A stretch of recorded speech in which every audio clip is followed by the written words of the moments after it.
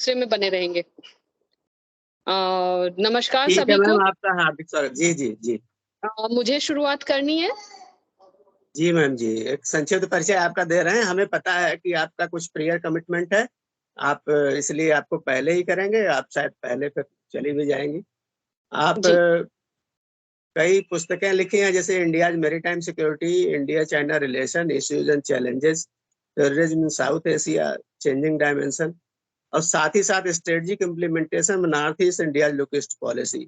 तो इससे लगता है कि आपका कंसर्न ऑलमोस्ट इंटरनेशनल रिलेशन और सिक्योरिटी से है, लेकिन आप वर्सेटाइल रही हैं, आपको पहले से हम लोग जानते हैं, इसलिए ये पता है कि किसी भी विषय पर आप अधिकार सहित बोलती हैं।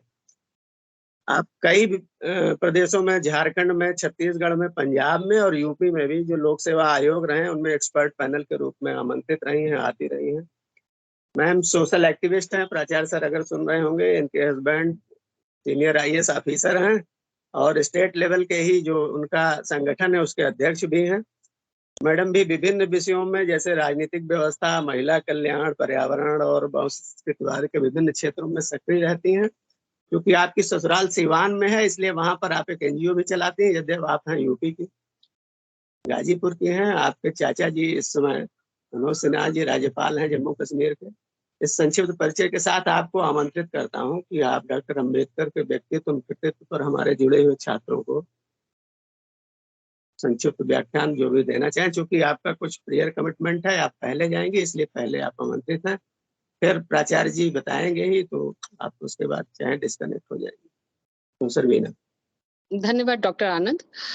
सबसे पहले मैं आपके महाविद्यालय के प्राचार्य सर, अदर फैकल्टी मेंबर्स और जुड़े हुए जो भी बच्चे हैं, स्टूडेंट्स हैं, उन सब के लिए संडे की सुबह-सुबह की नमस्कार।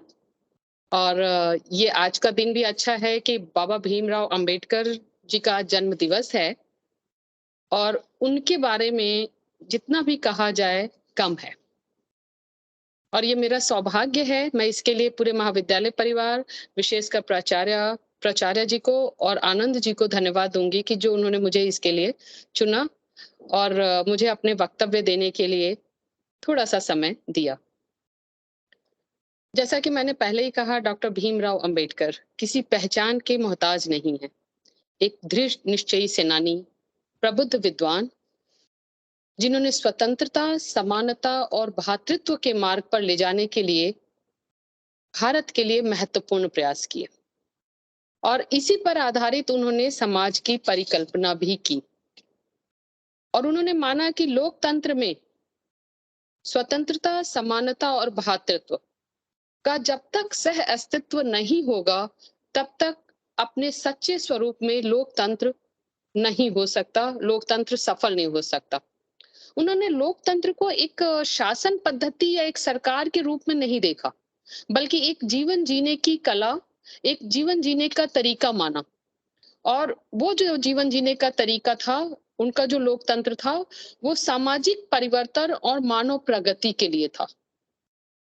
कभी-कभी ये कहा जाता है कि उन्होंने राजनीतिक लोकतंत्र को भी कहा कि जब तक वो आर्थिक और सामाजिक लोकतंत्र से नहीं जुड़ेगा या उनको साथ लेके नहीं चलेगा, तब तक आप सफल नहीं हो सकते, एक वास्तविक लोकतंत्र की स्थापना नहीं हो सकती। और इसीलिए कभी-कभी उन्होंने उसको संयुक्त आदर्श के रूप में सामाजिक लोकतंत्र के रूप में भी बताया। उनका कहना था कि जहां सामाजिक और आर्थिक लोकतंत्र नहीं है, वहां पे राजनीतिक लोकतंत्र कभी सफल हो ही नहीं सकता। और आर्थिक, क्योंकि आर्थिक और सामाजिक लोकतंत्र जैसे शरीर के ऊतक और रेशे होते हैं, वैसे ही राजनीतिक लोकतंत्र के लिए ऊतक और रेशे हैं। और जैसे ऊतक और रेशे जितने ही कठोर और अच्छे होंगे, शरीर को उतनी ही शक्ति मिलेगी, शरीर उतना ही अच्छा होगा। वैसे ही अगर सामाजिक और आर्थिक लोकतंत्र हमारा मजबूत है, अच्छा है, तो निश्चय ही कि राजनीतिक लोकतंत्र भी बहुत अच्छा होगा। और संसदीय लोकतंत्र को उन्होंने कहा कि एक तरह से संसदीय लोकतंत्र की उन्होंने आलोचना की, क्योंकि संसदीय लोकतंत्र में समानता के सिद्धांत को एक तरह से परे रख दिया गया और धीरे-धीरे समानता के कॉन्सेप्ट को खत्म करने का प्रयास किया गया। तो उनका मानना था कि लोकतंत्र का सही प्रतीक संसदीय लोकतंत्र नहीं है। और इसीलिए एक पक्ष उन्होंने लोकतंत्र के नैतिक पक्ष को भी माना, नैतिक लोकतंत्र को भी माना, और नैतिक लोकतंत्र को परिभाषित करते हुए उन्होंने कहा, या उसके नैतिक आयाम पर बल देते हुए कहा, कि जो संवैधानिक नैतिकता की बात की जाती है वो है संविधान की भावना का पालन, जो कि स्वतंत्रता, समानता और भ्रातृत्व पे आधारित है। अगर हम अंबेडकर के विचारों को पूरा देखें तो उनका सबसे ज्यादा जोर स्वतंत्रता, समानता और भ्रातृत्व पे था, और उसमें भी समानता पर बहुत ज्यादा था। और समानता के लिए वो केवल, हम आज के परिप्रेक्ष्य में क्या होता है कि हम अंबेडकर को केवल दलित और वंचित वर्ग से जोड़ के देख रहे हैं, जबकि अगर उनके विचारों को देखा जाए तो केवल दलित वंचित में केवल दलित वर्ग या वंचित वर्ग या समाज का वो अछूत वर्ग नहीं था जिसको दलित या वंचित कहा जाता था, बल्कि उसमें सबसे ज्यादा जो उनका फोकस था या उनका जोर था वो था महिलाएं।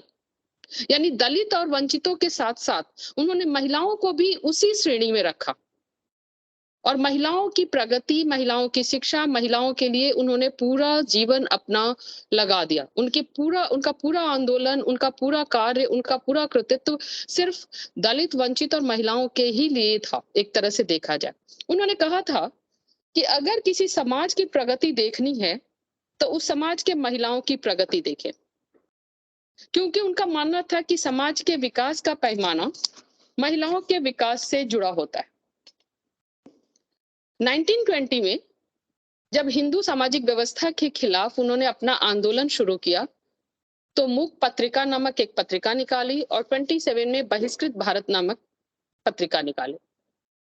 उनके जीवन के 3 लोग थे जिनसे उन्होंने सब कुछ सीखा, और वो 3 गुरु उनके थे, सब जानते हैं, महात्मा गौतम बुद्ध, कबीर और ज्योतिबा फुले। गौतम बुद्ध जब आते हैं, बौद्ध धर्म जब आता है, उस समय ब्राह्मण समाज की कुरीतियां और हिंदू समाज या ब्राह्मणों के वर्चस्व ने हिंदू समाज में बहुत सारी कुरीतियों का एक तरह से पदार्पण हो चुका था, और समाज अपने को बहुत बंधा हुआ, जकड़ा हुआ, दबा हुआ महसूस कर रहा था। और गुरुकुल परंपरा पे उन्होंने बौद्ध विहार की स्थापना की और वहां पे दलित, वंचित महिलाओं के लिए शिक्षा की व्यवस्था की। तो उस कॉन्सेप्ट को वहां से उन्होंने उठाया। कबीर के अंधविश्वास और पाखंड से वो प्रभावित थे, जिसका कबीर विरोध करते हैं।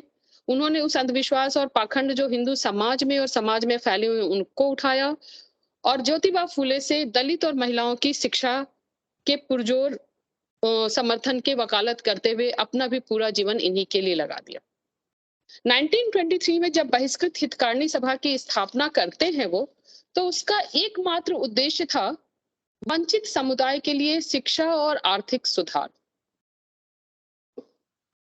उनके विचारों से प्रभावित होकर राधाबाई बांडले थी, जिन्होंने 1931 में एक प्रेस कॉन्फ्रेंस की और अंबेडकर के विचारों के महिला सशक्तिकरण को बहुत पुरजोर तरीके से उस प्रेस कॉन्फ्रेंस में रखा। 1920 में जब आंदोलन अंबेडकर ने शुरू किया तो उन्होंने कहा कि जल्द ही हम बेहतर दिन देखेंगे और हमारी प्रगति भी अच्छी होगी अगर हम पुरुषों की शिक्षा के साथ साथ महिलाओं को भी शिक्षित करने की तरफ ले जाएं। मैं जरा सा अंबेडकर से हटते हुए मिल पे जाऊंगी। जितने भी पॉलिटिकल साइंस के स्टूडेंट्स हैं वो जेएस मिल का नाम जरूर सुने होंगे, और सब्जेक्शन ऑफ वुमेन उनकी बुक को भी देखा होगा, जिसमें उन्होंने कहा है कि महिलाएं एक जेंडर दूसरे जेंडर के अधीन नहीं रह सकता। वैधिक रूप से न केवल ये गलत है, बल्कि मानव विकास की प्रमुख बाधाओं में से भी एक है। और यही चीज अंबेडकर भी मानते हैं कि जब तक दोनों को हम साथ लेके नहीं चलेंगे तब तक हम विकास की बात नहीं कर सकते। और इसलिए अंबेडकर जो सामाजिक सुधारों की बात करते हैं उसमें महिलाओं की शक्ति और क्षमता को वो मानते हैं कि महिलाओं की शक्ति और क्षमता बहुत ज्यादा है। और इसका सबसे बड़ा उदाहरण आप सबने भी पढ़ा होगा या जानते होंगे कि महार सत्याग्रह है, जब लगभग 300 महिलाओं ने पुरुषों के साथ कंधे से कंधा मिलाकर उस आंदोलन में भाग लिया। और एक दूसरी बैठक हुई थी उसी समय, जब लगभग 3000 महिलाओं को संबोधित करते हुए कहा था कि मैं समुदाय के विकास को महिलाओं के साथ या महिलाओं के विकास से जोड़कर देखता हूं। और बॉम्बे लेजिस्लेटिव असेंबली में उन्होंने फैमिली प्लानिंग और 1942 में मैटरनिटी बेनिफिट बिल को इंट्रोड्यूस किया। हिंदू कोड बिल और मैटरनिटी बेनिफिट बिल, ये दो ऐसे प्रयास हैं उनके जो महिलाओं के लिए बहुत जरूरी हैं और महिलाओं के विकास को ध्यान में रखकर हैं। उनका मानना था कि और जब संविधान बनाने के लिए एकत्रित हुई, उन्होंने इन सारे मुद्दों को बड़े पुरजोर तरीके से उसमें रखा था। 42 में जब मैटरनिटी लीव बेनिफिट बिल लाया गया तो 1948 में एम्प्लॉयज स्टेट इंश्योरेंस एक्ट लाया गया और उसके द्वारा महिलाओं को मातृत्व अवकाश की व्यवस्था की गई। और अंबेडकर का पंथ निरपेक्ष दृष्टिकोण था पुरदा व्यवस्था के रूप में जिसे जाना जाता है, और उसमें उन्होंने मुस्लिम महिलाओं के अंदर, मुस्लिम समाज में भी मुस्लिम महिलाओं के लिए जो पर्दा प्रथा या इस तरह की कुरीतियां थी उसको उजागर किया, उसको सामने रखा और उसके लिए काम किया। अगर हम कॉन्स्टिट्यूशन को उठाएं तो हमारा कॉन्स्टिट्यूशन, हमारा संविधान, और अगर उसकी प्रस्तावना को देखें तो सामाजिक आर्थिक न्याय, विश्वास, अभिव्यक्ति, धर्म, न्याय, उसकी स्वतंत्रता, सामाजिक एकता, जीवन का रिस्पेक्टेबल फुल जीवन लाइफ, ये dignity of life, dignity of individual, ये सारी चीजें देता है। लेकिन उसमें उसने कहीं भी इस संविधान में नहीं लिखा हुआ है कि ये सारी चीजें सिर्फ एक जेंडर या पुरुषों के लिए। उसमें ह्यूमन बीइंग या व्यक्ति भारत के नागरिकों के लिए है।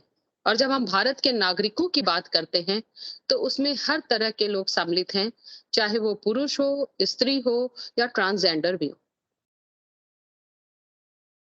अशिक्षित महिलाओं को शिक्षित करने, उनको आगे बढ़ाने के लिए अंबेडकर का जो सबसे ज्यादा जोर था वो ये था कि महिलाएं खुद अपना आंदोलन चलाएं, और महिलाएं खुद इतनी सशक्त हैं कि वो अपने आंदोलन को न केवल सफल कर सकती हैं बल्कि समाज में परिवर्तन भी ला सकती हैं।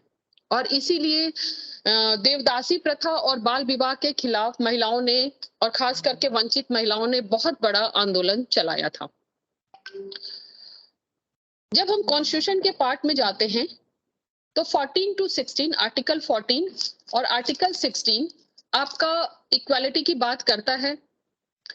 39 में equal pay for equal work या समान कार्य के लिए समान वेतन की बात है। 42 में मैटरनिटी लीव की बात है। 46 में सामाजिक न्याय या कमजोर वर्ग से शिक्षित और आर्थिक हितों को बढ़ावा देने की बात की गई है। 47 में जीवन स्तर सुधारने की बात की गई है। और पंचायती राज 73 और 72 अमेंडमेंट हम में से कोई ऐसा नहीं है जो नहीं जानता होगा। और हिंदू कोड बिल, जिसे आधुनिक भारत का सबसे दुर्जेय विधायी उपाय माना जाता है, उसको भी लाने वाले अंबेडकर ही थे। मैं जब अंबेडकर के बारे में पढ़ रही थी और इस मैटरनिटी लीव के बारे में पढ़ रही थी तो मुझे बड़ा आश्चर्य हुआ अमेरिका का देखते हुए। अमेरिका 1776 में स्वतंत्र होता है, और सबसे अच्छी बात यह है कि विश्व का सबसे महानतम शक्तिशाली राष्ट्र, आप लोग सोच भी नहीं पाएंगे कि 1987 में कोर्ट जब उनके यहाँ इंटरफेयर करता है, देन 1993 में family and medical leave act के नाम से उनके यहाँ महिलाओं के लिए इस तरह की व्यवस्था, पेड लीव की, कामकाजी महिलाओं के लिए मैटरनिटी लीव की व्यवस्था की जाती है। लगभग 200 साल बाद, 1776, 1993। उस हिसाब से हम विकासशील राष्ट्र के रूप में हम बहुत भाग्यशाली हैं कि बाबा भीमराव अंबेडकर और इस तरह के बहुत सारे महान नेता हमारी धरती, हमारी पूंजी, हमारे पुरखे हैं, जो बहुत पहले ही हम सब के लिए बहुत कुछ सोच लिए थे। और आज हम आजादी एट 75 मना रहे हैं, लेकिन 50 में ही उन्होंने वो सारी व्यवस्थाएं कर दी महिलाओं के लिए, महिलाओं के विकास के लिए, जो बड़े बड़े विकसित राष्ट्र नहीं कर पाए। उनकी सोच, उनके विचार, उनका दृष्टिकोण, सब कुछ समाज को साथ लेकर चलने और समाज के सभी वर्गों को साथ लेकर चलने में था। और शायद इसीलिए अमेरिका जैसे राष्ट्र में अभी तक एक वुमेन प्रेसिडेंट नहीं हो पाई, लेकिन हम छोटे से लेके बड़े पदों तक, चाहे राजनीतिक हो, चाहे किसी भी प्रकार के पद हो, हम वहां पर हैं। हाँ, समस्याएं बहुत सारी हैं और उन समस्याओं का समाधान भी हम धीरे धीरे देख रहे हैं। शिक्षा पर जोर देते हुए, शिक्षा के महत्व को स्वीकारते हुए बाद के स्वतंत्र भारत की सरकारों ने और वर्तमान सरकार ने भी आपके women entrepreneur, free education, higher education तक फ्री कर रखा है। हम अगर यूजीसी के तो वन गर्ल चाइल्ड के लिए स्कॉलरशिप की व्यवस्था है, वुमेन्स के लिए या मैरिड वुमेन के लिए भी रिसर्च का।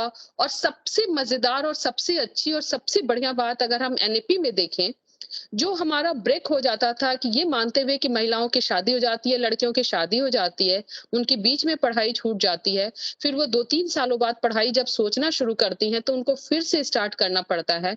एनईपी में उस समस्या का भी समाधान किया और एकेडमिक क्रेडिट बैंक और इन सारी चीजों को लेते हुए आपके रिकॉर्ड सुरक्षित रहेंगे। और जब आपको लगे कि हाँ, हम अपनी पढ़ाई शुरू कर सकते हैं, आप फिर से शुरू कर सकते हैं वहीं से जहां आपने छोड़ा था। ये शायद महिलाओं या लड़कियों के अलावा शायद ही और शायद उन्हीं वर्गों के लिए है, जो उस वर्ग के लिए, उन बच्चों के लिए जो किसी कारणवश, चाहे विवाह हो, चाहे आर्थिक मजबूरी हो, चाहे सामाजिक मजबूरी हो, अपनी पढ़ाई बीच में छोड़ देते हैं। तो ये भी एक अच्छी पहल है सरकारों के द्वारा कि अंबेडकर के विचारों को आज भी लेके हम चल रहे हैं।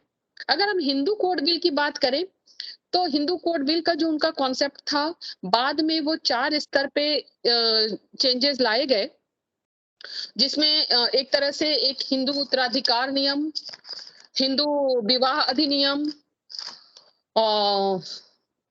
और हिंदू दत्तक पुत्र अधिनियम, ये सारी चीजें 4 पार्ट्स में हिंदू कोड बिल को डिवाइड करके किया गया।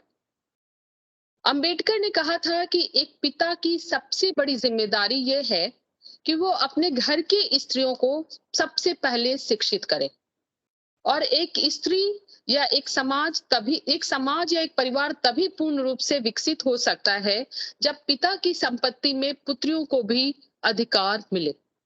हम आज 2023 में हैं, एक तरह से 21वीं सदी के 23वें साल में यानी युवावस्था में हैं और हम वो सारी चीजें पा चुके हैं।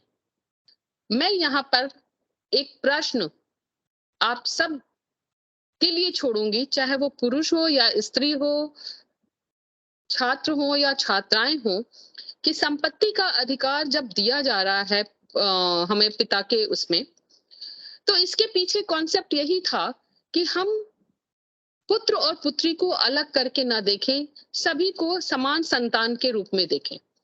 हमारे समाज की परंपरा थी कि जब हम पुत्री का विवाह करते थे तो उसे उपहार वगैरह देके विदा करते थे, आशीर्वाद देके विदा करते थे। वो उपहार कब दहेज प्रथा के रूप में और एक जबरदस्त दहेज प्रथा और कुरीति के रूप में हमारी जिंदगी में, हमारे समाज में, हमारे विचारों में प्रवेश कर गया, शायद उसका कोई लिखित इतिहास नहीं मिलेगा। और ये माना गया कि पुत्र ही पिता की संपत्ति का उत्तराधिकारी है, क्योंकि वृद्धावस्था में ही वो उसका पालन पोषण या माता पिता की देखभाल करता है। वृद्धावस्था में उनका देखभाल कब वृद्धाश्रम में चला गया, ये भी शायद हम ढूंढ नहीं पाएंगे।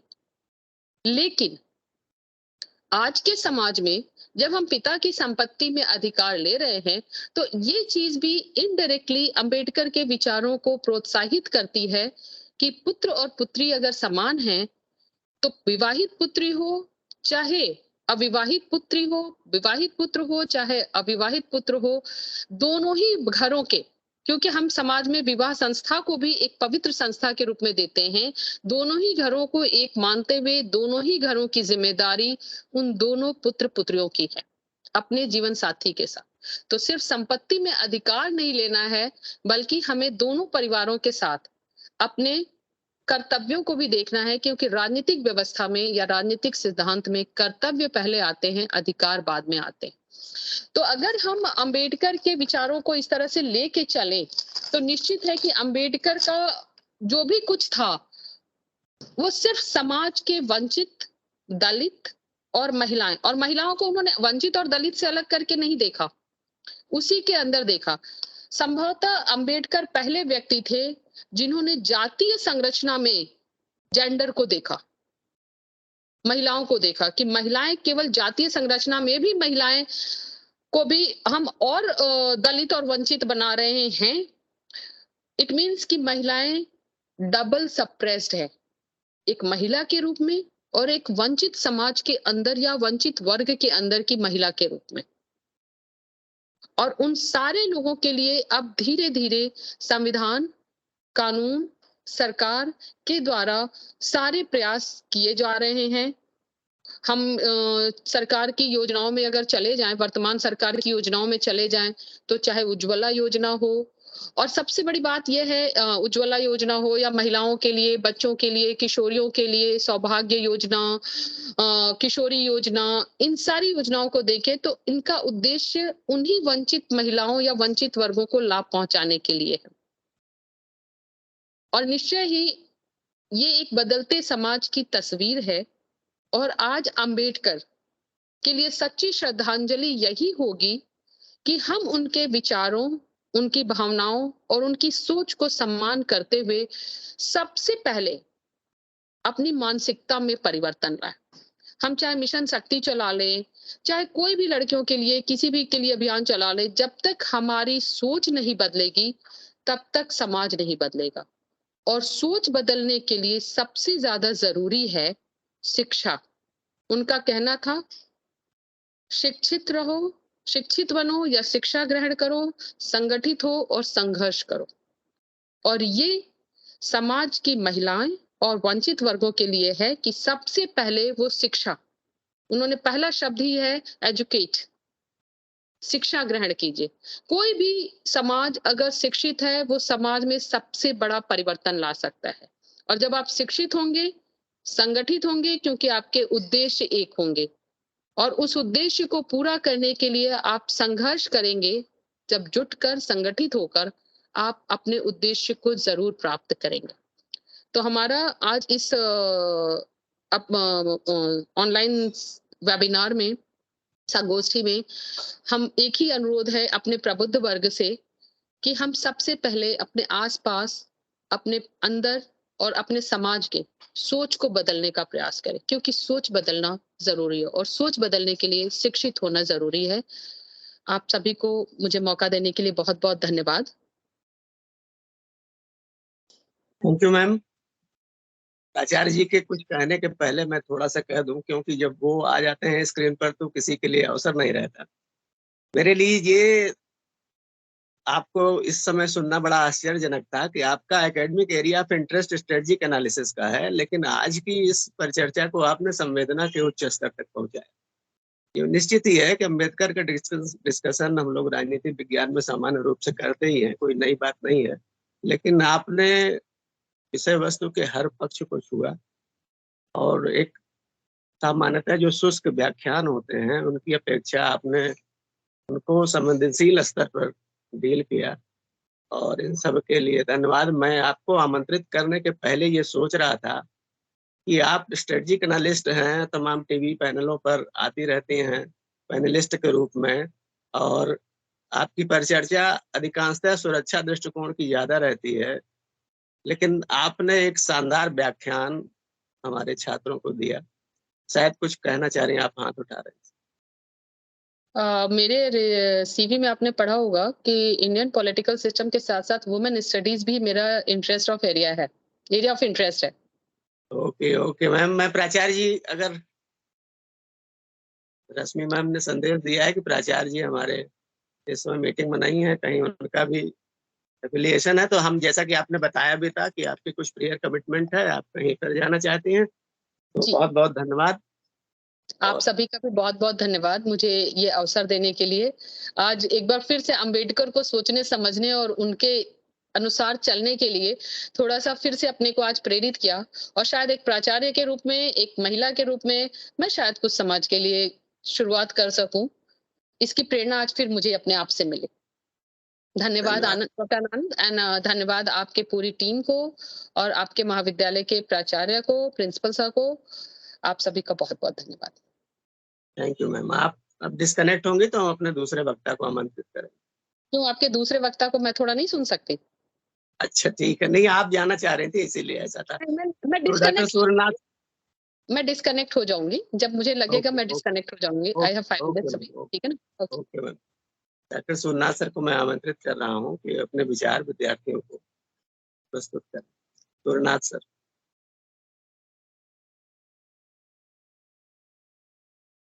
सूर्यनाथ खरवार सर। सर मेरी आवाज आ रही है? जी, जी, जी, जी sir. Thank you sir. Video on कर लें सर। हाँ, वीडियो ऑन है। वीडियो सर मेरा ऑन है। आवाज आ रही है? सर आनंद सर आपकी मेरी आवाज आ रही है। सर आपकी आवाज आ रही है। Thank you, thank you.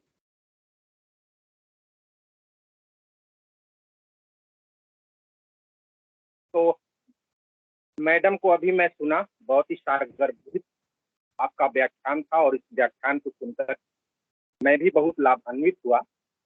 और सबसे पहले प्राचार्य मैडम को मैं प्रणाम प्रेषित करता हूं और मैं अपना व्याख्यान शुरू करने के पहले इस कार्यक्रम से जितने भी सम्मानित प्राध्यापक जुड़े हैं उनको सादर प्रणाम करता हूं। प्राचार्य जी इस समय नहीं है शायद, तो मैं मेरे पास जो भी डॉक्टर अंबेडकर के संबंध में जो भी विचार हैं उसको मैं रखने का प्रयास कर रहा हूँ। डॉक्टर अंबेडकर का जो जीवन संघर्ष है या उनकी जो संघर्ष गाथा है उसका मैं चूड़ांत निदर्शन करता हूँ, तो मुझे लगता है कि मेरे जैसे लघु व्यक्ति द्वारा उनके इतने विशाल ज्ञान वैभव को बांधना शब्दों में वो बड़ा मुश्किल है। तो आभासी मंच की सुषमा के हम सबके मार्गदर्शक, प्रेरणा स्रोत और उत्तर प्रदेश शासन के सबसे बड़े महाविद्यालय, राजकीय महाविद्यालय के यशस्वी प्राचार्य डॉक्टर पीएन डोंगरे सर, आज की मुख्य वक्ता, मुख्य अतिथि और परम विदुषी प्राचार्य प्रोफेसर वीणा राय जी, और इस कार्यक्रम का सुसंगत संचालन कर रहे डॉक्टर आनंद कुमार जी, आप सहायक प्रोफेसर हमारे ही महाविद्यालय के हैं, और इस कार्यक्रम से जुड़े सभी सम्मानित प्राध्यापक गण, मातृशक्ति और हमारे प्रिय छात्रों एवं छात्राओं। आनंद जी ने इस व्याख्यान के लिए मुझे चुना है, इसलिए आनंद जी का बहुत बहुत धन्यवाद करता हूं। और अपने महाविद्यालय के बारे में जब मैं पढ़ता हूं तो मुझे ज्ञात होता है कि काशी और प्रयाग संगम के बीच में एक छोटा सा जगह है ज्ञानपुर। इसमें महाराज काशी नरेश ने ज्ञान की ज्योति जलाने के लिए एक महान महाविद्यालय की स्थापना की, और काशी में वो खुद प्रवास करते थे, काशी छोड़ करके ज्ञानपुर में आए। काशी के बारे में कहा जाता है काश्याम मरणा ही मुक्ति, काशी में रहने और वहां पर जीवन यापन करने के बाद वहां मुक्ति मिल जाती है, लेकिन काशी को छोड़कर आकर वहां पर एक महान महाविद्यालय की स्थापना किए। और काशी और संगम के बीच जो पूरा विंध्याचल क्षेत्र है, जो रावटगंज, सोनभद्र और भदोही की एक बंकिम पट्टी है, उसको मणिक क्षेत्र कहा जाता है। एक तरफ संगम, दूसरी तरफ काशी। काशी का महात्म्य हमारे ग्रंथों में, अंगुत्तर निकाय में, वैदिक ग्रंथों में आया है। तो एक जो मणिक क्षेत्र है, यहाँ पर भर्तृहरि ने साधना की थी, यहाँ पर काकभुसुंडी महाराज ने भी साधना की थी। व्यवस्था परिवर्तन के संबंध में भर्तृहरि ने एक बात कही थी, ठीक ताम च तम च मदनम ताम च इमाम च। व्यवस्था परिवर्तन के संबंध में एक दूसरे संदर्भ में कहा था, लेकिन उनकी ऐसी दृष्टि थी कि समाज और राज्य के संचालन में हम किस प्रकार से व्यक्तिगत और सांसारिक भोगों से दूर रहेंगे। तो डॉक्टर आनंद जी के इस कार्यक्रम को मैं व्यवस्था परिवर्तन के संबंध में देखता हूं, क्योंकि डॉक्टर अंबेडकर जीवन भर व्यवस्था परिवर्तन से जूझते रहे। बचपन से लेकर के पूरे देश में शिक्षा वो ग्रहण किए और देश के बाद फिर विदेशों में गए, वहां भी शिक्षा ग्रहण किए, लेकिन जाति ने उनका कभी पीछा नहीं छोड़ा। इसलिए व्यवस्था परिवर्तन से वो आजीवन संघर्ष करते रहे। 1947 में जब देश आजाद हुआ, आजादी मिलने के बाद पूरे देश में जश्न का एक सिलसिला चला, लेकिन सबसे बड़ा जो जश्न हुआ वो पटना के गांधी मैदान में हुआ था। और ये इसलिए कि संविधान सभा में जो डॉक्टर सच्चिदानंद सिन्हा जी थे और डॉक्टर राजेंद्र प्रसाद, वो बिहार की ही धरती से आते थे। और उससे भी महत्वपूर्ण बात है कि बिहार की धरती संविधान सभा में एक कम्युनिटी से, जिसका नाम है सिन्हा कम्युनिटी से करीब करीब 8 लोगों का चयन हुआ था संविधान सभा में। इसलिए 1947 के बाद जो जश्न पटना में गांधी मैदान में मनाया गया था, उसमें व्यवस्था परिवर्तन के संबंध में एक एशिया के बड़े ही प्रखर कवि, जिन्हें हम लोगों ने राष्ट्र कवि के रूप में पढ़ा है, उन्हें, और एक अफ्रीका महाद्वीप के कवि थे जिनका नाम था रेने द पेस्ट, उन दोनों ने एशिया और अफ्रीका में व्यवस्था परिवर्तन के लिए कुछ पंक्तियां लिखी हैं। इस पंक्तियों को मैं उद्धृत करके मैं फिर डॉक्टर अंबेडकर के व्यक्तित्व, कृतित्व और नेतृत्व पर जाऊंगा।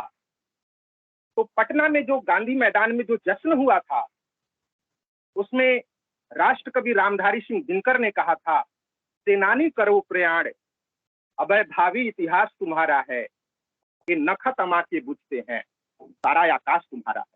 और इसी के बाद अफ्रीका में रेने द पेस्ट ने कहा, व्यवस्था परिवर्तन के ही संबंध में उन्होंने कहा था कि उठो ओ मेरे अफ्रीकी, अपनी काली चमड़ी के आहत गुलाब के लिए उठो, उठो ओ मेरे अफ्रीकी, अपनी रात रानी की तोड़ी गई हर एक पंखुड़ी के लिए उठो। तो ये दोनों जो पंक्तियां हैं, रामधारी सिंह दिनकर ने भारत में और रेने द पेस्ट में अफ्रीका में व्यवस्था परिवर्तन की आग जलाई थी। समय के सामने डॉक्टर अंबेडकर के समक्ष कोई धब्बा, कोई आलोचना, कोई समालोचना टिक नहीं पाई। इसलिए व्यवस्था परिवर्तन के संबंध में मैं इतना ही कहूंगा कि हमारे देश में या हमारे देश की सामाजिक संरचना में जो जाति का विचार है, जितना हम इससे पीछा छुड़ाते हैं उतना ही हमें ये बांध लेती है। तो जाति के संबंध में उन्होंने एक बड़ी अच्छी किताब लिखी थी जिसका नाम है annihilation of caste. Annihilation of caste में उन्होंने बार बार कहा है कि जब तक जाति जीवित रहेगी तब तक व्यवस्था परिवर्तन नहीं होगा। और इस संबंध में वो देश के जितने भी महान विद्वान हैं, चाहे समाजशास्त्र के हों, चाहे राजनीति शास्त्र के हों, चाहे अर्थशास्त्र के हों, चाहे हिंदी साहित्य के हों, जाति पर जिन लोगों ने अपनी किताबें लिखी, अपने विचार व्यक्त किए। एक समाजशास्त्र का विद्यार्थी होने के नाते जब मैं जाति के संबंध में पुस्तकों को पढ़ता हूँ तो मुझे लगता है कि जाति का जो सबसे सटीक अध्ययन किया वो मुंशी प्रेमचंद ने, और उसके बाद जो सबसे सुंदर जाति के बारे में वैज्ञानिक विश्लेषण किया वो डॉक्टर भीमराव अंबेडकर ने किया था। और इसलिए 14 अगस्त 1931 को जब गांधी और डॉक्टर बी.आर. अंबेडकर की बात होती है, जब पहली मुलाकात होती है, तो गांधी जी कहते हैं कि डॉक्टर साहब आप कुछ बोलिए। तो अंबेडकर कहते हैं कि नहीं, मैं बोलने नहीं आया हूँ, आपकी चर्चा मैं सुनता हूँ। देश में, दुनिया में, मैं लंदन में था, वहां पर भी आपकी चर्चा चल रही थी, मैं आपको सुनने आया हूँ, आप कुछ कहिए। तो गांधी जी ने कहा कि मैं दलितों के बारे में अपने कांग्रेस के आंदोलन में, राष्ट्रीय स्वतंत्रता का जो आंदोलन चल रहा है उसमें, और रचनात्मक कार्यों में हमेशा दलितों की चिंता करता हूं। लेकिन मुझे सुनने में आया है कि आप कहते हैं कि दलितों का मैं हितैषी नहीं हूं। ये मुझे बात बड़ी चुभती है। और जब आप पैदा नहीं हुए थे तब से मैं दलितों के उत्थान और अस्पृश्यता उन्मूलन के लिए काम कर रहा हूं, और करीब करीब कांग्रेस फंड से 20,000 रुपए मैं खर्च कर चुका हूं। इतना सुनने के बाद अंबेडकर जी ने कहा, गांधी जी आपने जो पैसे खर्च किया है वो सब व्यर्थ चला गया, पैसे खर्च नहीं करने चाहिए, बल्कि कांग्रेसियों को यह कहना चाहिए कि जो कांग्रेसी अपने घरों में कम से कम एक दलित को रोजगार नहीं देता, अस्पृश्यता उन्मूलन का व्रत नहीं लेता, तब तक हम उसको कांग्रेस की सदस्यता नहीं देंगे। लेकिन ऐसा आपने करने में समर्थ नहीं हो पाए। इसलिए आप द्वारा जो दलितों के संबंध में जो बातें कही गई हैं वह मुझे उतनी अपील नहीं करती, उतनी सटीक नहीं लगती, क्योंकि जमीनी धरातल पर जो कार्य करना चाहिए वो नहीं हो पाया। इसलिए कांग्रेस के आंदोलन से देश की संपूर्ण जनता जुड़ नहीं पाई और देश गुलामी के बंधन से अभी भी जकड़ा हुआ। डॉक्टर अंबेडकर के संबंध में आज पूरे देश में, महाविद्यालयों में, विश्वविद्यालयों में और देश के जितने भी सेंटर ऑफ एक्सीलेंस हैं, या दुनिया में जितने भी डॉक्टर अंबेडकर के नाम पर शिक्षण संस्थान या सार्वजनिक उपक्रम बने हैं, वहां आज उनका जन्मदिन बड़े धूमधाम से मनाया जा रहा है। हमारे देश में भी अनेक विश्वविद्यालय, अनेक महाविद्यालय इस कार्यक्रम को सेलिब्रेट कर रहे हैं। प्रधानमंत्री जी ने आधिकारिक पत्र के माध्यम से बताया है कि डॉक्टर अंबेडकर के जन्मदिवस पर एक राष्ट्रीय हॉलिडे होगा, और राष्ट्रीय हॉलिडे को भारत के असाधारण गजट पत्र में प्रकाशित करवा करके देशवासियों को इस बात की सूचना दी।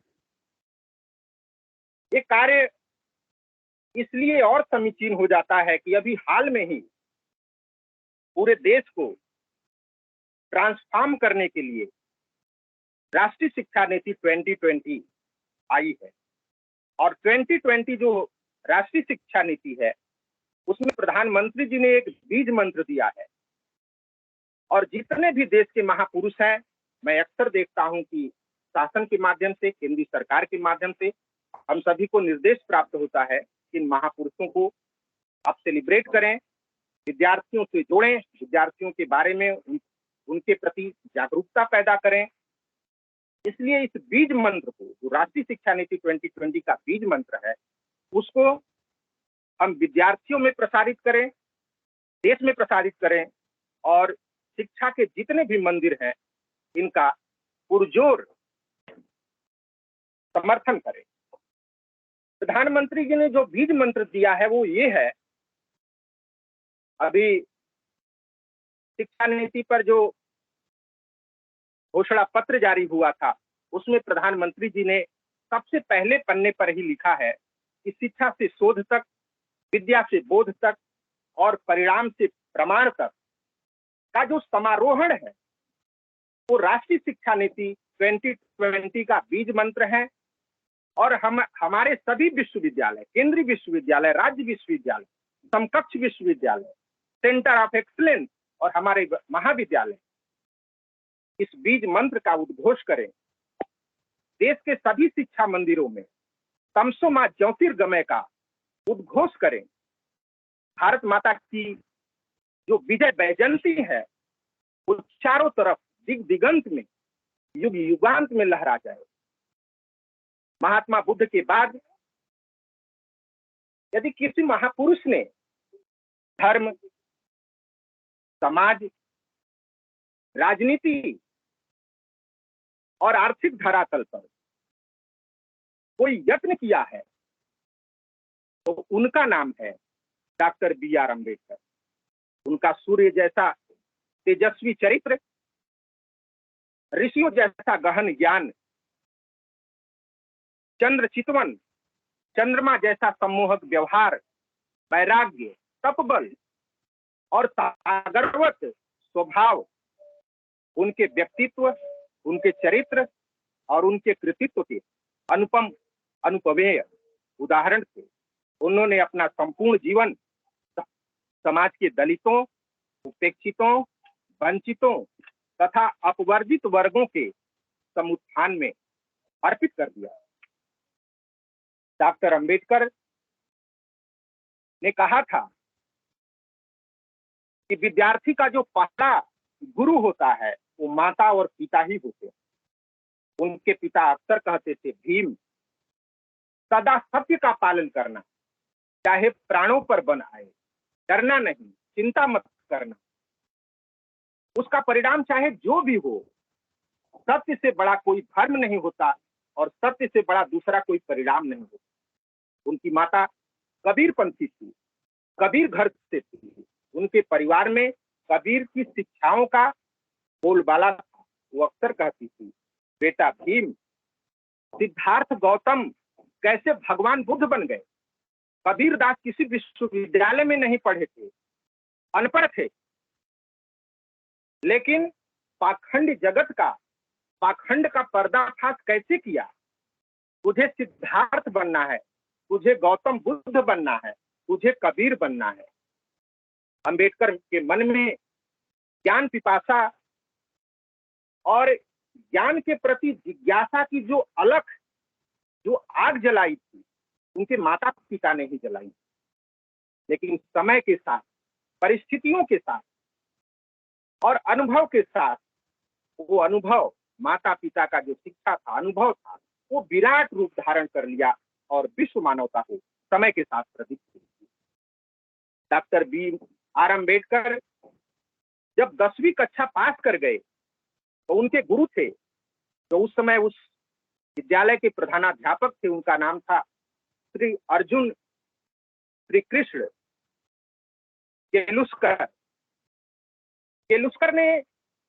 उन्होंने अपनी एक किताब जिसका नाम था गौतम बुद्ध और उनका जीवन चरित्र, ये किताब उनको भेंट की। इस किताब को पढ़ो। अंबेडकर उस किताब को पढ़े तो उन्हें पता चला कि व्यक्ति को, मनुष्य को क्यों जीना चाहिए और जीने का अर्थ क्या होता है। श्री कृष्ण केलुस्कर ने कहा कि तुम में एक महान आत्मा छिपी बैठी है, वही तुम्हारे संकल्पों को समाज में स्थापित करेगी। तुम मेरे सबसे प्रिय छात्र हो, मेरी बातों को सदैव याद रखना। तुम्हारा मार्ग प्रशस्त हो, तुम्हारा सूरज, तुम्हारा सौर्य धुंध भरे आकाश में चमके। God bless you. एक शिक्षक सुयोग्य विद्यार्थियों का सिर्फ निर्माता ही नहीं होता, अपितु समाज, राष्ट्र, काल और परिस्थितियों को भी बदलने का सामर्थ्य रखता है। इसीलिए शिक्षकों को राष्ट्र निर्माता कहा जाता है। उनके गुरु केलुस्कर ने कहा था कि भीम, यदि सिर कटाने से सच्चाई सिद्ध होती है तो एक बार नहीं, जितनी बार जन्म मिले उतनी बार सिर कटा देना, क्योंकि जो सिर सच्चाई के नाम पर भेंट चढ़ता है वो सिर अमर हो जाता है। इसीलिए महान साहित्यकार पंडित माखनलाल चतुर्वेदी ने शिक्षकों को देव पद पर आसीन बताया और राजपद को तुच्छ और त्याज्य माना। अच्छा गुरु पारस पत्थर की तरह होता है। जिस प्रकार पारस पत्थर को किसी लौह से स्पर्श करा दिया जाता है तो कुंदन की तरह चमक जाता है, उसी तरह लौह और अनगढ़ शिष्य को जब वो पारस पत्थर, गुरु रूपी पारस पत्थर स्पर्श करता है तो वह शिष्य कुंदन की तरह चमकता है और दुनिया में चंदन की तरह महकता है। भारतीय संविधान के शिल्पकार डॉक्टर बी.आर. अम्बेडकर समता मूलक समाज के हिमायती थे, सामाजिक न्याय के प्रखर प्रतिनिधि थे, प्रवक्ता थे, बेजुबानों की वाणी थे। उन्होंने संविधान में जिस लोकतंत्रात्मक गणराज्य की संकल्पना अंकित की, उन्होंने कहा कि लोकतंत्र सिर्फ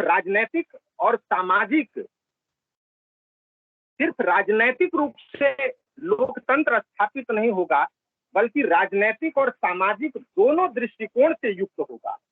न सिर्फ शासन में लोकतंत्र स्थापित होगा, बल्कि समाज भी लोकतांत्रिक होगा। इसलिए वे हमेशा त्रिमुखी लोकतंत्र की बात करते थे। त्रिमुखी लोकतंत्र का अभिप्राय है सामाजिक लोकतंत्र, आर्थिक लोकतंत्र और सामाजिक लोकतंत्र। उन्होंने कहा कि यदि राजनैतिक लोकतंत्र का आधार सामाजिक लोकतंत्र नहीं होगा तो लोकतंत्र निष्फल हो जाएगा। समय के साथ वह लोकतंत्र तिरोहित हो जाएगा। लोकतंत्र का अभिप्राय क्या होता है? सामाजिक लोकतंत्र का अभिप्राय होता है जीवन में समता, स्वतंत्रता और बंधुता को मान्यता देना, उसको स्वीकार करना।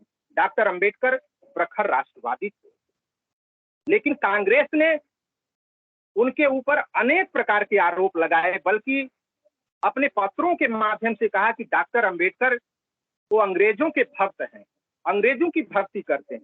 डॉक्टर अंबेडकर जीवन भर दैन्यता और अकिंचनता से जूझते रहे, उसके शिकार रहे, अनेक क्लेश, अनेक द्वेष और कठिनाइयों का सामना किया, परंतु उन्होंने कभी भी राष्ट्र को तोड़ने की बात नहीं की, बल्कि उन्होंने कहा कि अखंड भारत हमारा ध्येय वाक्य है।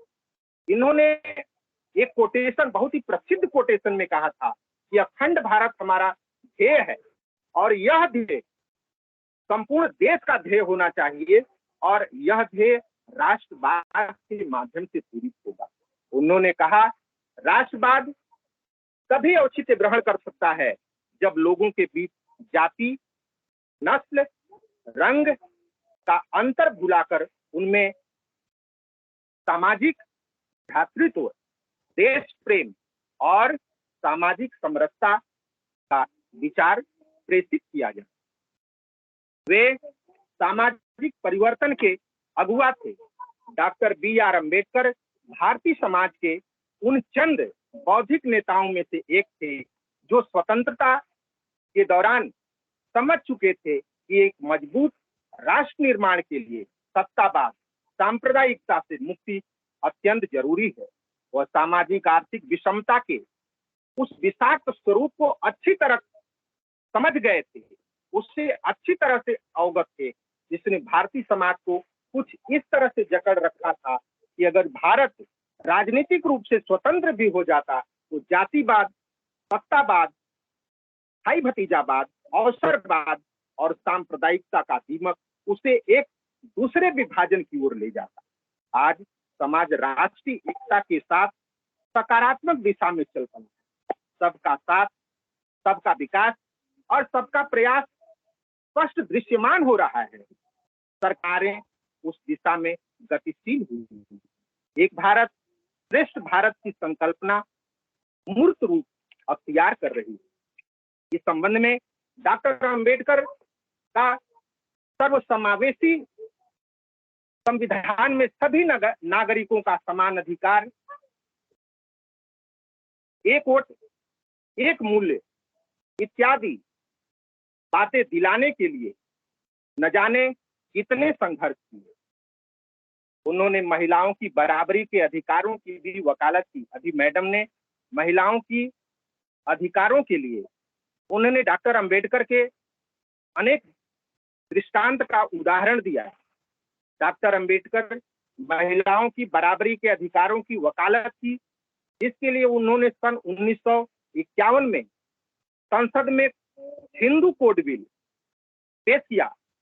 यद्यपि यह बिल संसद में पारित नहीं हो सका, जिसके कारण डॉक्टर अंबेडकर ने अपने पद से इस्तीफा दिया।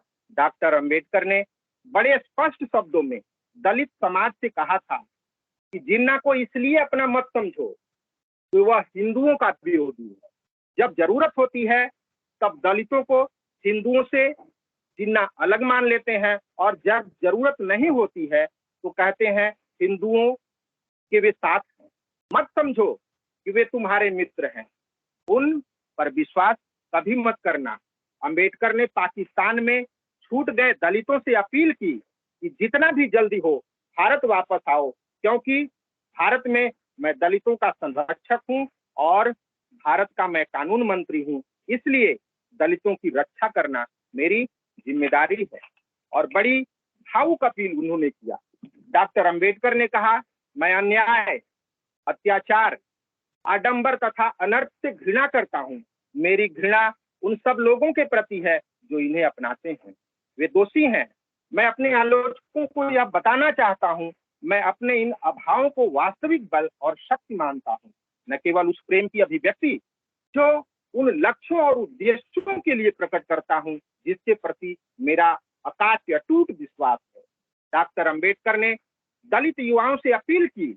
उन्होंने कहा कि दलित युवाओं को मेरा पैगाम है कि एक तो वे शिक्षा और बुद्धि में किसी से कम न रहें, दूसरे ऐसो आराम में न पड़कर समाज का नेतृत्व करें, तीसरे समाज के प्रति अपनी जिम्मेदारी संभालें और समाज को जागृत और संगठित कर उनकी सच्ची सेवा करें। सिर्फ अंबेडकर की फोटो रख करके, अगरबत्ती दिखाकर, केक काटकर अंबेडकर के मूल्यों और विचारों को अपनाया नहीं जा सकता, उनको पढ़ना पड़ेगा। उन्होंने महिलाओं की शिक्षा को अत्यंत महत्वपूर्ण माना और उसे राष्ट्रीय प्रगति का पर्याय माना। उन्होंने देश के युवाओं से भाविक अपील की कि वे स्वाभिमान और आजादी का दीप जलाए रखे, स्वावलंबी होकर आगे बढ़ने की प्रेरणा दी।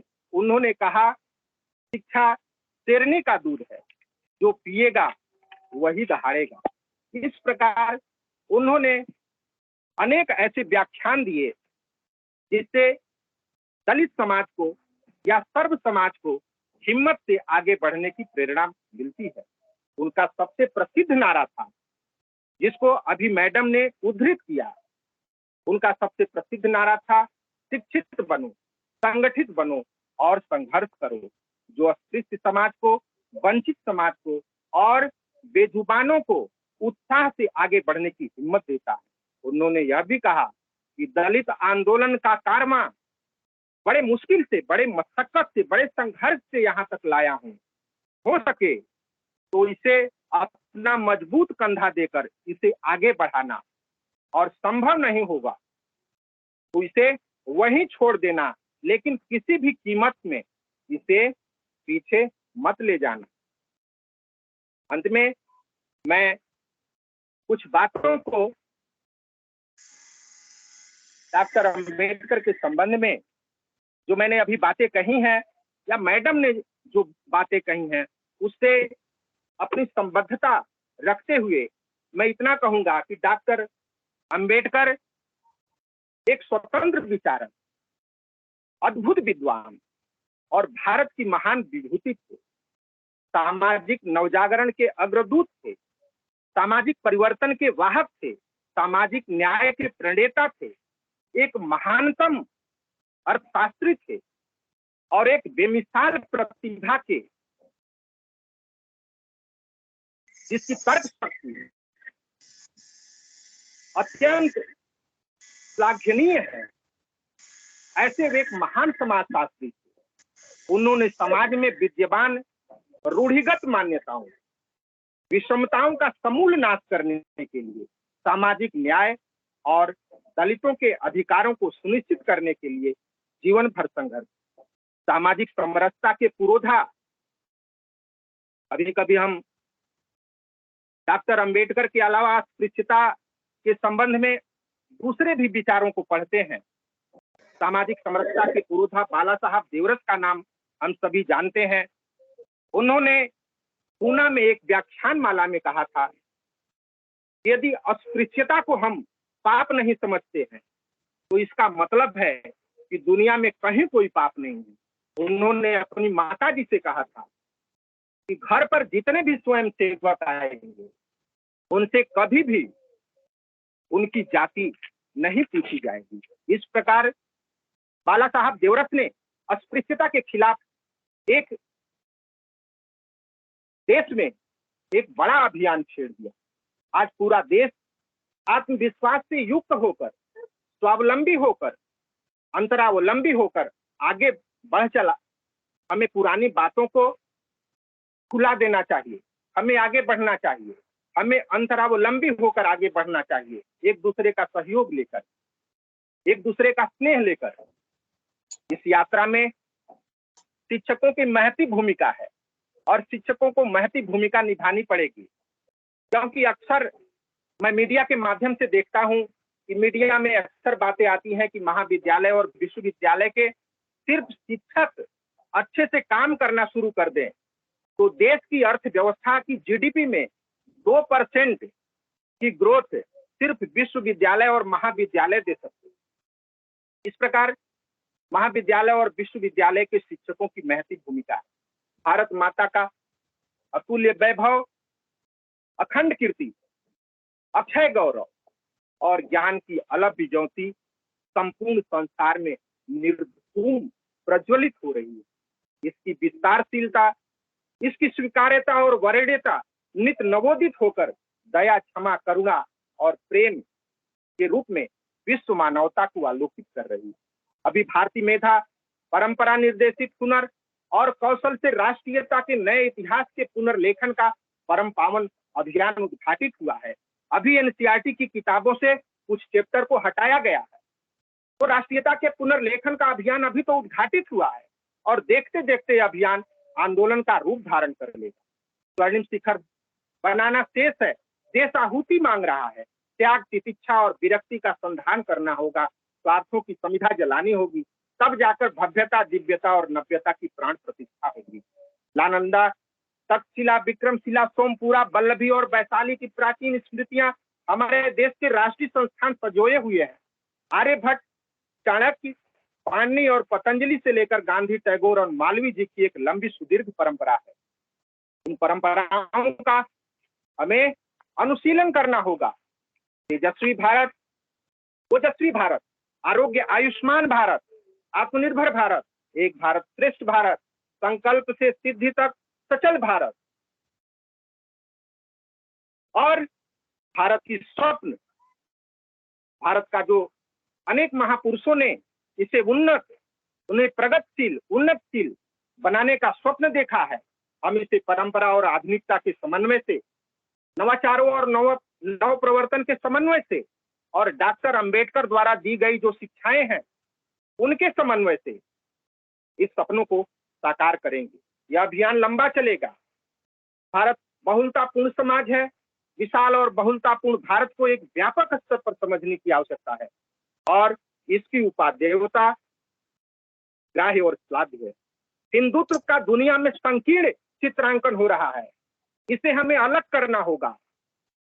हिंदुत्व कोई धर्म नहीं है, हिंदुत्व एक जीवन शैली है।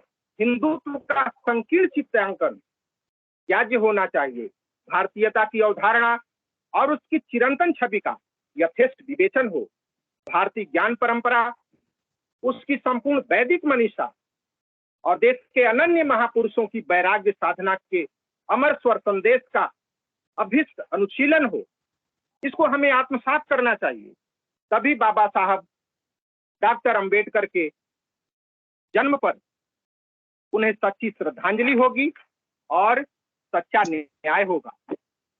तभी हमारे महाविद्यालय और देश के सभी विश्वविद्यालयों का गौरव बढ़ेगा और हम एक शिक्षक के रूप में अपने दायित्वों का पालन करेंगे।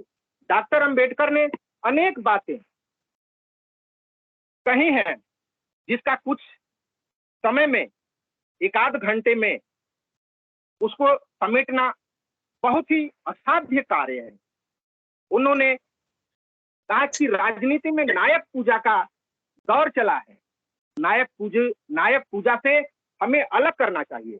डॉक्टर अंबेडकर ने राजनीति में नेताओं और नायकों तथा नायक पूजा के महिमा मंडन का प्रखर विरोध किया है। उन्होंने कहा कि राजनीति में नायक पूजा के घातक परिणाम होते हैं, नागरिकों में आत्मविश्वास की कमी हो जाती है, वे परावलंबी होने के आदी हो जाते हैं। हम लोग अक्सर देखते हैं कि राजनीति में जो भ्रष्ट नेता हैं वो भी किसी प्रकार विधायक हो जाते हैं, संसद सदस्य हो जाते हैं, या दुर्भाग्य से मंत्री हो जाते हैं, संसद और विधानसभा में कानून बनाते हैं, और जब हम लोगों के क्षेत्रों में आते हैं तो हम उनका माल्यार्पण करते हैं, उनकी जय जयकार करते हैं। उन्होंने कहा था इस प्रकार की नायक पूजा से हमें बचना चाहिए।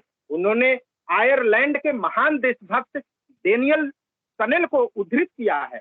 उन्होंने कहा है कि कोई व्यक्ति अपमानित होकर धन्यवाद ज्ञापित नहीं कर सकता। धन्यवाद ज्ञापन पर उन्होंने दुख व्यक्त किया था। डेनियल कनेल का उन्होंने इसीलिए उनके व्याख्यान को उद्धृत किया था। उन्होंने कहा था कि कोई स्त्री अपना पतित्व गवाकर धन्यवाद ज्ञापित नहीं कर सकती, कोई देश अपनी स्वतंत्रता गवाकर धन्यवाद ज्ञापित नहीं कर सकता है। यह चेतावनी भारत के संदर्भ में अत्यंत समादृत और समीचीन हो जाती है, क्योंकि इस देश में अंधभक्ति राजनीति का मार्गदर्शन करने वालों को अनुमति नहीं दी जा सकती। इससे नायक पूजा का दौर प्रारंभ हो जाता है। तंत्र कोई भी हो उस पर अधिनायक तंत्र हावी हो जाता है। देखते देखते जनतंत्र जंगल राज में कायम हो जाता है और नागरिकता के ऊपर खच्चे उड़ जाते हैं। इससे सामाजिक और आर्थिक लोकतंत्र हताशा से फिरने लगता है। डॉक्टर अंबेडकर ने कहा था कि इस प्रकार के लोकतंत्र में जो सह अस्तित्ववादी जो हमारा विश्वास होता है वो नष्ट भ्रष्ट होने लगता है। लोकतांत्रिक मूल्य और मान्यताएं मर्यादाएं छत बिछत हो जाती हैं। डॉक्टर अंबेडकर ने कहा कि मैं इसी पागलपन से डरता हूं जिससे मैं अनेक बार देश को और दुनिया को चेतावनी दिया हूं कि इस प्रकार के लोकतंत्र से और नायकों की पूजा से हमें बचना चाहिए। उन्होंने राजनीति में एक टर्म दिया था जिसका नाम है मास्टर चाबी। उन्होंने कहा था कि राजनीतिक सत्ता ही वो मास्टर चाबी है जिसके माध्यम से सभी प्रकार के ताले खोले जा सकते हैं। 1927 में जब वो कोलंबिया विश्वविद्यालय में पीएचडी कर रहे थे, वो पढ़ने के बड़े शौकीन थे। जब वो विश्वविद्यालय की बहुमंजिली इमारत के गेट पर पहुंचे तो उस गेट पर लिखा था, आम आदमी पैदा होता है और वह मर जाता है, महापुरुष पैदा होता है और कभी नहीं मरता। इन दोनों लाइनों को पढ़ करके उन्होंने कुछ समय तक विश्लेषण किया और उनके हाथ में उस समय काली पेन थी, काली स्याही की पेन थी। निचली जो लाइन है, महापुरुष पैदा होता है और कभी नहीं मरता है, उसी पेन से उन्होंने काट दिया। डॉक्टर अंबेडकर अछूत समाज से थे। वो कोलंबिया विश्वविद्यालय में बड़े मुश्किल से गए थे। उन्होंने सयाजी राव गायकवाड़ की सहानुभूति और आर्थिक मदद से वहां गए थे, लेकिन उन्होंने इतना बड़ा साहस किया कि महापुरुष पैदा होता है और कभी नहीं मरता है, इस लाइन को उन्होंने काट दिया। और इसके बाद पूरे विश्वविद्यालय में इस उनके व्यवहार का समाचार फैल गया। विश्वविद्यालय प्रशासन को, कोलंबिया विश्वविद्यालय प्रशासन को जब डॉक्टर अंबेडकर के इस आचरण का आशय प्राप्त हुआ तो तुरंत उन्होंने स्पष्टीकरण के लिए 1 दिन का समय दिया और बताया कि आप अपना स्पष्टीकरण कल 12 बजे तक इस ऑडिटोरियम में आकर के दीजिए और यदि स्पष्टीकरण आपका गलत पाया गया तो आपको इस विश्वविद्यालय से निष्कासित कर दिया। ये बात सुनकर के सभी विश्वविद्यालय के छात्र उस ऑडिटोरियम में जमा हो गए कि डॉक्टर अंबेडकर क्यों इस लाइन को काट दिए, उनका स्पष्टीकरण क्या होगा। उस समय 12 बजे दूसरे दिन जब स्पष्टीकरण देने डॉक्टर अंबेडकर गए तो उन्होंने अपने स्पष्टीकरण में कहा कि महापुरुष पैदा होता है, ये बात सही है कि आम आदमी पैदा होता है और मर जाता है, इससे मैं सहमत हूँ, लेकिन महापुरुष पैदा होता है और वो कभी नहीं मरता है, इससे मैं असहमत हूँ। तो उन्होंने कहा कि अपना स्पष्टीकरण बताइए, क्या होना चाहिए। तो उन्होंने बताया, उस समय हॉल ऑडिटोरियम खचाखच भरा हुआ था, उन्होंने कहा कि महापुरुष पैदा होता है तो अगर उसके विचारों को नष्ट कर दिया जाए तो वो भी महापुरुष मर जाता है। और इस स्पष्टीकरण को सुन करके वहां की जो ज्यूरी थी, वहां का जो विश्वविद्यालय प्रशासन था, वो प्रसन्न हुआ और उसी दिन के बाद से वो जो 2 लाइनें थी, निचली लाइन जो महापुरुष पैदा होता है कभी नहीं मरता, उसको काट दिया गया और नीचे लिखा गया आम आदमी पैदा होता है और मर जाता है, महापुरुष पैदा होता है अगर उसके विचारों को नष्ट कर दिया जाएगा तो वह भी मर जाए। कोलंबिया विश्वविद्यालय ने 250 वर्षों के अपने ज्ञान साधना का एक विहंगम अवलोकन किया और एक लिस्ट जारी की थी, और उस लिस्ट में 250 वर्षों की वो जो ज्ञान साधना है, उसकी जो ज्ञान यात्रा है, उस लिस्ट में डॉक्टर BR अम्बेडकर को दुनिया का सबसे प्रखर विद्यार्थी माना था। 1947 में जब देश आजाद हुआ और 26 जनवरी 1950 में जब देश का संविधान लागू हुआ था, 25 नवंबर 1949 को अपना आखिरी भाषण दिया था। उन्होंने कहा था कि आज हम अंतर विरोधों के युग में प्रवेश कर रहे हैं। अंतर विरोध इसलिए हो रहा है क्योंकि राजनीति में हमें एक वोट एक मूल्य का सिद्धांत तो मिल जाएगा, लेकिन सामाजिक और आर्थिक जीवन में जो समानता होनी चाहिए, एक व्यक्ति एक मत अथवा एक मत एक मूल्य के सिद्धांत का अनुसरण, वो शायद न हो। सामाजिक आर्थिक संरचना में एक व्यक्ति एक मूल्य को हम जब तक नकारेंगे तब तक सच्चे अर्थों में लोकतंत्र की स्थापना नहीं हो पाएगी। इस तरह अंतर विरोधों के जीवन में हम कब तक जी सकेंगे? अगर हम सामाजिक और आर्थिक जीवन में, आर्थिक लोकतंत्र में समानता के सिद्धांत को इसी तरह नकारते रहेंगे तो देश का और दुनिया में लोकतंत्र समाप्त हो जाएगा। मैं काफी ज्यादा समय ले लिया। अपनी बातों को समाप्त करते हुए मैं एक हमारे बड़े प्रिय कवि हैं कुंवर बेचैन जी, उनकी पंक्तियों को उद्धृत करके अपनी बात को समाप्त कर दूंगा। डॉक्टर आनंद कुमार शायद प्रतीक्षा में हैं कि मैं इस भाषण को कब समेटूं, तो कुंवर बेचैन की एक पंक्ति है कि गमों की आंख में आंसू उबाल कर देखो, बनेंगे रंग किसी पर डाल कर देखो, तुम्हारे दिल की चुभन भी जरूर कम होगी, किसी के पांव से कांटा निकाल कर देखो। बहुत धन्यवाद। आनंद जी, मंच आपके हवाले कर रहा हूं, त्रुटियों से क्षमा चाहता हूं। धन्यवाद। धन्यवाद सर। आपको सुनना हमेशा अद्भुत रहता है। इस बात का इंतजार करना उचित नहीं होता कि आप रुकें। विद्यार्थी भी चाहते हैं, जब भी कभी अवसर मिला है तो इस बात की अपेक्षा रहती है। आपका विषय वस्तु पर जुड़ाव, आपकी दीर्घ अंतर्दृष्टि और चीजों को समझाने का लहजा, प्रेजेंट करने का तरीका अपने आप में अद्भुत है। हमारे प्राचार्य जी इस समय साथ में नहीं है तो वो कुछ और बताते, और विभाग के भी हमारे साथी कोई, मैं समझ रहा था कि अजरुद्दीन जी होते तो धन्यवाद ज्ञापन हो जाता। रश्मि मैम से मैं अपेक्षा करता हूं कि 2 शब्द बोलते हुए धन्यवाद ज्ञापित कर दें, और रश्मि मैम के लिए मैं ही इस बात के लिए आभारी हूं कि एक शानदार संचालन में सहयोग किया टेक्निकली और लगातार जुड़ी रही। रश्मि मैम प्लीज कुछ बोलें। थैंक यू सर, मुझे धन्यवाद ज्ञापित करने का मौका देने के लिए।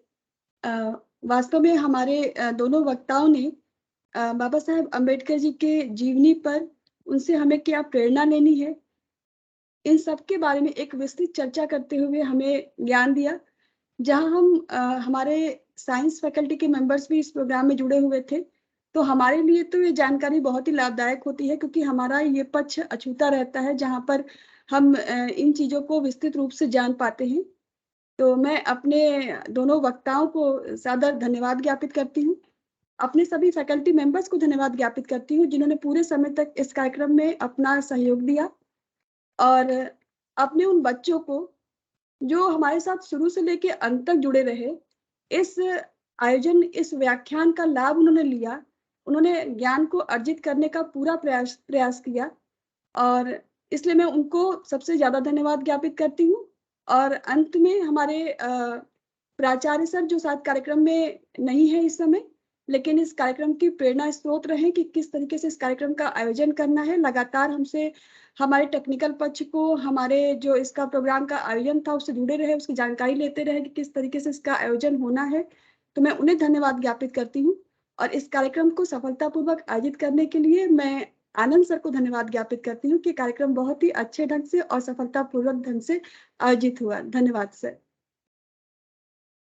Thank you ma'am. अब ये अपेक्षा की जाती है कि औपचारिक रूप से समापन की भी घोषणा कर दी जाए और हम लोग डिस्कनेक्ट हो लें। जी सर।